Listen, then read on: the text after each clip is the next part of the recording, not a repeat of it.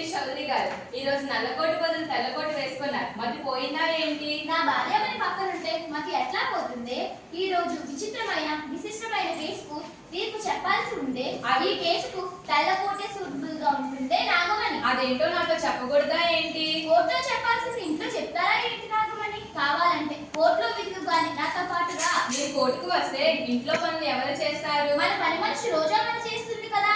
అబ్బో, ఆ రోజామని చేస్తుందా? మీరిచ్చిన సపోర్ట్ వల్లే కదా ఆవిడ గారి కొమ్ములు వచ్చాయి. ఓయ్ నా బుజ్జి నాగమణి, పనివాళ్ళుగా చూడకూడదే. వాళ్ళకు పూర్తి స్వేచ్ఛనివ్వాలి. లేదంటే వెట్టి చాకరీ చట్టం కింద ఈ జడ్జి గారి మీద కేసు వేస్తారే. సరేలే, మీరేమి చెప్పినా గంగిరెద్దులా తలూపాలి కదా ఈ నాలుగు లేని నాగమణి. కోర్టులోనైనా వాదించొచ్చు కానీ నీ దగ్గర వాదించలేమే. ఇటువంటి కథలు మా రాంబో మాస్టర్ ఎన్నో చెప్పారు చిన్నప్పుడు. అబ్బో, మీ రాంబా మాస్టర్ మా ఊరే లేవే. ఆయన ఇలాంటి అంశాల గురించి చెప్పరు. జల సంరక్షణ, వన సంరక్షణ, బాలికా సంరక్షణ వంటి అంశాల గురించే చెప్తారు. సరేలే, వస్తా.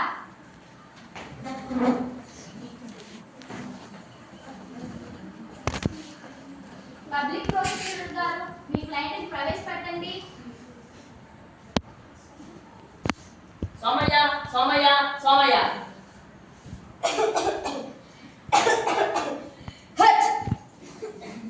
డిఫెన్స్ లాయర్ గారు, ప్రారంభించండి. నీ పేరు? సోమయ్య.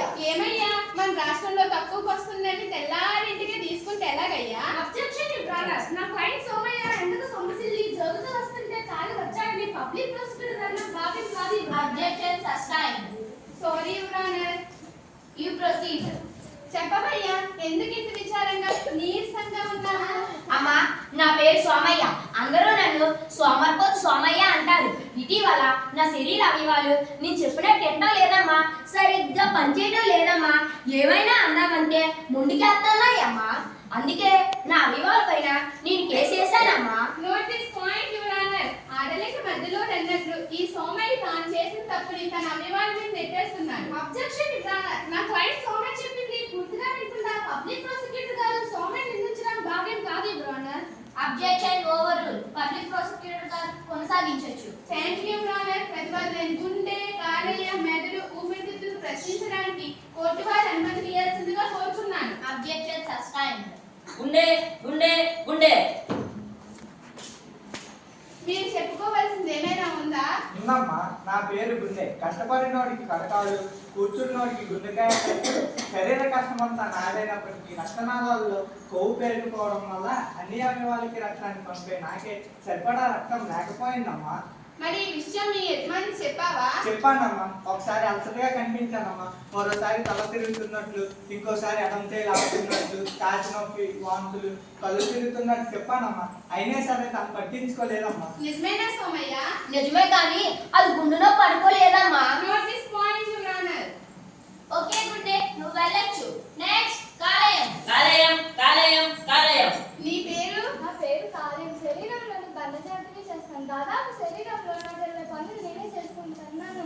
రసాయన కర్మాగారాలను కూడా పిలుస్తుంటారు. అటువంటి నాకు అప్రైటిస్ వ్యాధి వస్తే సోమయ్య కనీసం పట్టించుకోలేదు. నేను ఒకటి కాదు, దాదాపు 10 నిమిషాలు కొనడానికి తెలుసుదేది లేక పనిచేయమా. నిజమేనా సోమయ్య? అమ్మా, నాకేం తెలీదమ్మా. ఆ విషయం నాకు చెప్పలేదమ్మా. చెప్పాను మేడం, ఒకసారి కాదు 2 సార్లు కాదు 10 సార్లు చెప్పాను మేడం. దీనికోసం కట్టుబద్ధం కలిగించాను మేడం. గ్యాస్ ఉత్పత్తి చేశాను మేడం. కొవ్వు పదార్థాలను అరగంట చేశాను మేడం. కళ్ళు, చర్మం, మూత్రం అన్నిటినీ పసుపు రంగులోకి మార్చాను మేడం.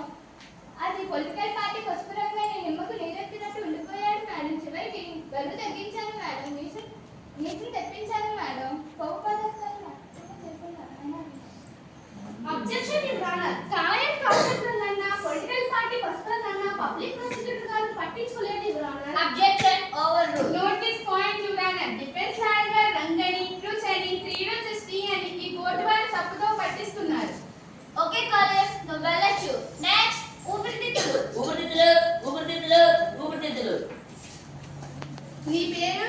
నా పేరు ఊపిరితిత్తులు. నేను ప్రాణాధార అవయవాన్ని. అయినప్పటికీ సిఓపిడి ద్వారా ఏడాదికి 3.2 మిలియన్ మరణాలు సంభవిస్తున్నాయి. అంతేకాక లోయర్ రెస్పిరేటరీ ఇన్ఫెక్షన్ కూడా ఆరోగ్యాన్ని హరిస్తున్నాయి. అయినప్పటికీ సోమయ్యని పట్టించుకోలేదు. మరి నీ అనారోగ్యం గురించి సోమయ్యకి చెప్పావా?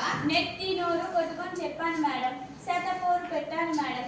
ఛాతిలో నొప్పి వస్తుందని, శ్వాస తక్కువగా ఉందని, నాలుగా పెదాలు నీలి రంగులోకి మారాయని కూడా చెప్పాను మేడం. అయినా వింటేగా దున్నపోతు మీద వాని కుషించంగా దున్నపోతులా కదలలేదు మెదలలేదు మేడం. సరే ఊపిరితిత్తులు, మీ యజమాని సోమరితనాన్ని వదిలిస్తాలే. ఇకపై నీవు సాహసమే ఊపిరిగా నిశ్చింతగా జీవించు. ఓకే, ఇంకా ఎవరైనా ఉన్నారా? సార్ నేను అన్నాను సార్. నీ పేరు? నా పేరు బ్రెయిన్ మేడం. నా పేరు బ్రెయిన్. నా పేరు మెదడు మేడం. నా పేరు మెదడు. బ్రెయిన్ మెదడు అని పదే సార్ చెప్పనవసరం లేదు కానీ ఇంతకి కిందకి మీదకి అటు ఇటు పదే సార్ తలెందుకు తిప్పుతున్నావు? నవ్వమమ్మా నవ్వు. నవ్వడం ఒక భోగం, నవ్వకపోవడం ఒక రోగం అన్నారు పెద్దలు. నవ్వమమ్మా నవ్వు. ఎట్లా నమ్మంటారమ్మా? అన్ని అవయవాలను పట్టించుకునేనా? నేను సోమయ్య పట్టించుకోలేదు మేడం. తల తిరుగుతుందని చెప్పినా, తలనొప్పి అని చెప్పినా, సరిగ్గా నిద్ర పెట్టడం లేదని చెప్పినా, దేన్ని లెక్క చేయకుండా నా మానాన్న నన్ను వదిలేసి వెళ్ళిపోయాడు మేడం. మరి నీ అవయవాల సంగతి చెప్పావా? నేను అందరి మీద తలెత్తాడితే నిద్రపోయినట్లు గురికొస్తున్నాడు సార్. నిద్రపోయినండి లేపొచ్చు కానీ నిద్రపోయినట్లు నటించినండి లేపలేం కదా సార్. మేము ఎన్ని చెప్పినా చెవిటాడు శక్తి ముదినట్లు అయ్యింది సార్. ఓకే అర్థమైంది. నువ్వు వెళ్ళి కూర్చో. ఏం సోమయ్య, అన్ని అవయవాలు నీదే తప్పన్నట్లు నీ వైపే వేడి చూపుతున్నా? నాకేం తెలియదయ్యా. అవన్నీ ఒకటే ప్రతిపక్ష కూటమిలా నా పైన దాడి చేస్తున్నాయ్యా. కనీసం యజమానుల గౌరవం కూడా ఇట్లేదయ్యా. అందుకే నా అవయవాల పైన నేను కేసేసానయ్యా. Objection your honour. అవయవాల యజమాని అయిన ఇతను ప్రతిపక్షం స్వపక్షం అంటూ ఈ హెల్త్ కోర్టుని తప్పుదో పట్టిస్తున్నాడు. అమ్మ మీద ఒట్టు. నాకేం తెలియదు మేడం. తెలియదంటే ఎలాగయ్యా? తెలుసుకోవాలయ్యా. కోడి పిల్లలను కానీ గాలి వదిలేయలేదు కదా. గ్రద్దల నుండి నక్కల నుండి తనని తన పిల్లల్ని కాపాడుకుంటుంది కదా. అలాగే నువ్వు కూడా నీ అభిమానాన్ని కాపాడుతూ నిన్ను నీవు రోగాల నుండి సంరక్షించుకోవాలి. కోడి తన పిల్లల గోడు వింటుంది కదా. అలాగే నువ్వు కూడా నీ అవయవాల గోడు వినాలి. తప్పైపోయిందయ్యా. తప్పైపోయింది. తెలియదు అంటే సరిపోతుందా? నీకు తెలియకపోతే తెలిసిన వాళ్ళని అడిగి తెలుసుకోవాలి. దేశ భాషలందు తెలుగు లెస్స అన్నట్లు దేశ భాషలందు దేహ భాష గొప్పది. అన్ని భాషల కంటే అవయవ భాష అమృతం లాంటిది. అందువలన మీలాంటి వాళ్ళు అవయవ భాషను అర్థం చేసుకోవాలి. తెలుసుకుంటానమ్మా. సోమయ్య, మరీ ఇంత సోమరితనం పనికిరాదయ్యా. నీకు 40 సంవత్సరాలు వచ్చే వరకు నీవు చెప్పినట్లు నీ అవయవాలు వింటాయి. ఆ తర్వాత నీ అవయవాలు చెప్పినట్లు నువ్వు వినాలని గుర్తుంచుకోవాలి. పబ్లిక్ ప్రాసిక్యూటర్ గారు, ఈ సోమయ్యకి కాస్త వివరంగా చెప్పండి.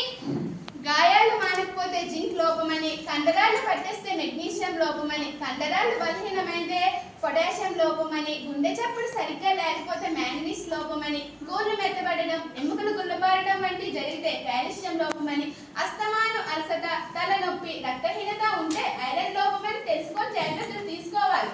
ఇవన్నీ దేహ భాషలో అక్షరమాలని అందరూ తెలుసుకోవాలి. అయ్యో నా మధుమండ, మీరు చెప్పినవన్నీ మా రాంబాబు మాస్టర్ గారు కోస గుచ్చినట్టు చెప్పారండి. నేనే బుద్ధి గట్టి తిని మర్చిపోనండి. మరి ఇంకే పెద్దల మాట చెద్దన్న మూట అన్నారు పెద్దలు. కాబట్టి నీకు అజ్జుమర్చి వచ్చిందని అశ్రద్ధ చెయ్యకు. అట్టాగేనమ్మా. తెలుసుకోకపోతే తెలుసుకోవాలయ్యా. చిన్నదానికి పెద్దదానికి కోర్టు మెట్లెక్కకూడదయ్యా. మీ సమస్యను మీరే ముందుగా తెలుసుకుని జాగ్రత్త పడి పరిష్కరించుకోవాలయ్యా. పడక కంటే నడక మేలని రోజు ఉదయం పూట వ్యాయామం మరియు నడవాలి. అప్పుడే నువ్వు నీ ఆరోగ్యానికి న్యాయం చేసినట్లు అవుతుంది. కణజాలాలు బాగుంటాయి, కణాలు ఆరోగ్యంగా ఉంటాయి. కణాలు ఆరోగ్యంగా ఉంటే అవయవాలు బాగుంటాయి. అవయవాలు బాగుంటే ఈ మానవ దేహం బాగుంటుంది. ఈ రోజు నా తీర్పు యొక్క ముఖ్య ఉద్దేశం సోమయ్యని శిక్షించడం కాదు, రక్షించడం. ఎందుకంటే ప్రతి ఒక్కరూ అన్ని భాషల కన్నా అవయవ భాష విన్న అనే సందేశాన్ని ప్రతి ఒక్కరికి తెలిసేలా కృషి